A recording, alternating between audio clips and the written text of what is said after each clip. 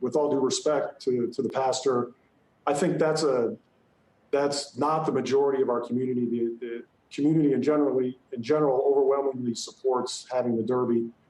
That doesn't mean that we're not sensitive and a part of the dialogue on the social and racial equality issues in our community and in our society.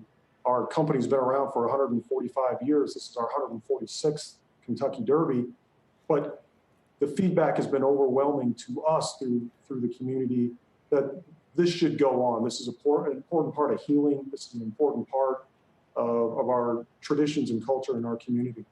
Yeah, so the Indy 500 also was planning to have spectators this year and kind of canceled that. Why did you guys decide to scrap the idea of having people there in person?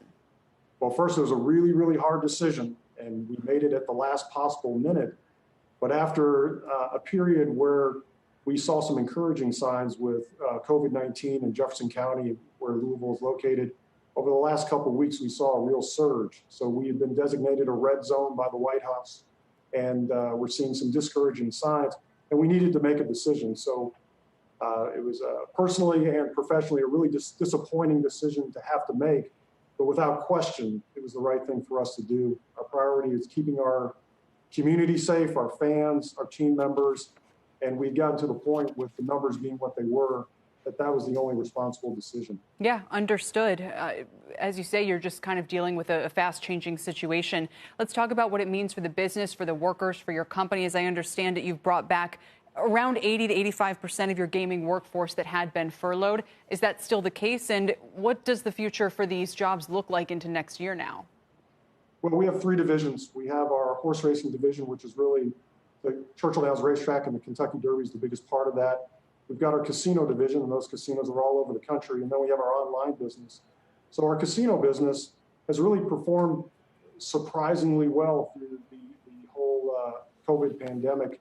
So as states have opened up and the machines and the facilities have come back online, they perform very, very well. So I'm very optimistic about the casino business. And right now we're about 85%. There's still generally across the country either capacity limits in terms of the number of machines that are turned on, or people limits, how many people you can have in the facility. So as we move, hopefully over the next number of months towards ordinary course traditional business restrictions or lack of restrictions, the casino side looks very, very strong. And the online side looks absolutely great. How many of your workers at Churchill Downs have been tested and positive for the COVID? And second question, has the Kentucky Derby ever been postponed? And if so, why? I'll take the second part first. The Derby is traditionally the first Saturday in May. So this is the second time since World War II that it's been moved from the first Saturday in May. In the waning days of World War II, because of a series of restrictions on travel in the country, it was delayed a short period of time in 1945. So this is a big deal. There's no institutional memory in our company of this happening. Very few people remember 1945 and when the Derby was last moved. So it's a very, very unusual event, and one we took very, very seriously. We didn't take it lightly when we made the decision. With respect to testing, we've done a lot of testing.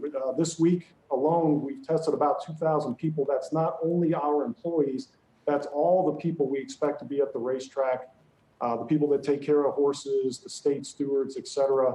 We had a positivity rate of about 2.6% of those people. So somewhere around 50 people have tested positive so far. Those people, having been notified they tested positive, will have to quarantine and get well. Many are asymptomatic, but get well before they can enter our facility.